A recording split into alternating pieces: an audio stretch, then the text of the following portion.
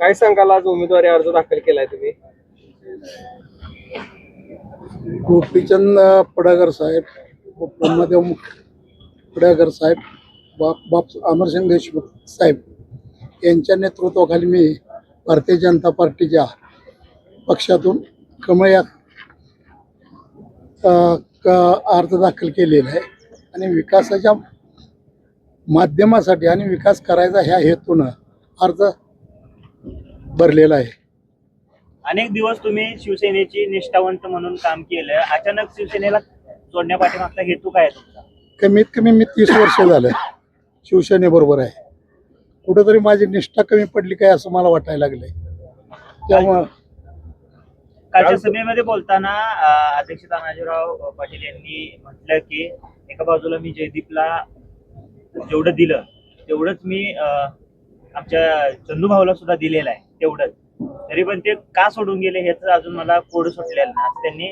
नाही, महत्वाचं असं आहे, कसं आहे माहिती आहे काय, जयदीप हा काँग्रेसचा माणूस. मी तुमच्याबरोबर 30 वर्ष आहे, 1 नाही 2 नाही 5 नाही 10 नाही 30 वर्ष आहे तुमच्या समोर. अनिल भाऊंच्या बरोबर मी पहिल्यापासून काम केलंय.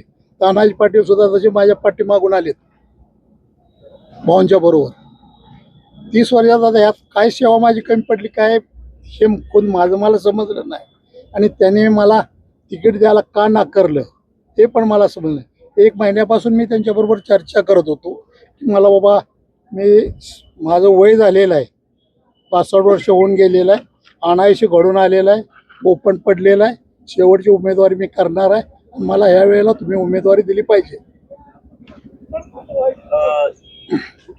तुम्हाला फक्त निलकंठी गटातून भाजपनं उमेदवारी दिली की तुमच्यासोबत आणखी कुणालाही उमेदवारी अर्ज भरायला सांगितले? नाही, माझ्यासोबत पण तुम्हाला सांगितलेलं आहे.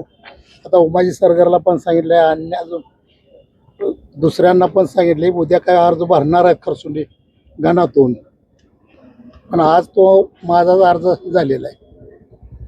कोणते मुद्दे घेऊन तुम्ही या निवडणुकीच्या रणांगणात आणि प्रचारात उतरणार आहे? काय अजेंडा असणार आहे? नाही, कसं आहे, आता मी पूर्वीपासून तुम्हाला काय कमीत कमी माझी 30 वर्ष ग्रामपंचायत माझ्या ताब्यात आहे, आणि ग्रामपंचायतीच्या माध्यमातून तुम्हाला सांगा विकास करत असताना मी 5 वर्ष माझ्या मंडळीनं सभापतीपद सुद्धा भोगलेलं आहे. मी तालुक्यात सुद्धा काम केलेलं आहे आणि लोकांना सुद्धा माहीत आहे. तेच माध्यम घेऊन, कामाचं माध्यम घेऊनच मी पुढे उतरलेलो आहे आता जिल्हा परिषद. काय जनतेला आव्हान करा? जनतेला मी हेच आव्हान करीन की मी कमीत कमी 30 वर्ष झालं आपल्या समोर आहे. तुम्हाला माहीत आहे विकास कसा करायचा, काय करायचा हे मी चांगल्या पद्धतीने जाणतो. तुम्हा लोकांना पण माहिती आहे, तुमचा सुद्धा माझ्यावर विश्वास आहे, आणि तुम्ही ह्या वेळेला मला चांगल्या पद्धतीनं बाबा काय माहिती आहे का निवडून द्यावं हीच माझी अपेक्षा आहे. आणि मी तुम्हाला कुठेही कोणत्याही गोष्टीला या कोणत्याही कामात असो, या रात्र असो या दिवस असो, हर वेळेला तुमच्या समोर हजर राहीन हेच मी जनतेला आवाहन करतोय. का अध्यक्ष बोलताना म्हटले की ते हैदराबादला असताना सुद्धा आम्ही त्यांना 35 वर्ष सहभाग आहे आणि ह्या निवडणुकीच्या मैदानामध्ये उतरलाय. तुम्ही जनतेची सेवा करायचं म्हणून या मैदानात उतरलाय. तुम्ही कायमस्वरूपी निलकंठीमध्ये निवासी राहणार का? नाही, मला सांगा एक, आता तुम्हाला सांगायचं, जर मी हैदराबादला राहत असतो तर तुम्हाला सांगतो कमीत कमी आता 25 वर्ष माझ्याकडे 25-30 वर्ष ग्रामपंचायत आहे, माझ्याकडे राहिली असते का? परवा तुम्हाला सांगा जे ग्रामपंचायत झाली ते 12 झेरोनं झालेले. जर मी समजा जर कामच इथं करत नसतो, मी हैदराबादला राहत असतो तर 12 झेरोन ग्रामपंचायत आली असती का? 750 मतांनी सरपंचाची सीट आली असती का? त्यावेळी तुम्ही कुठं होता म्हणून विचारायला नाही त्यांना. स्वतःच्या पात्रतेवर आणलेले ग्रामपंचायत, कोणत्याही नेत्याचं तुम्हाला सांगायचं त्यात हे नाही.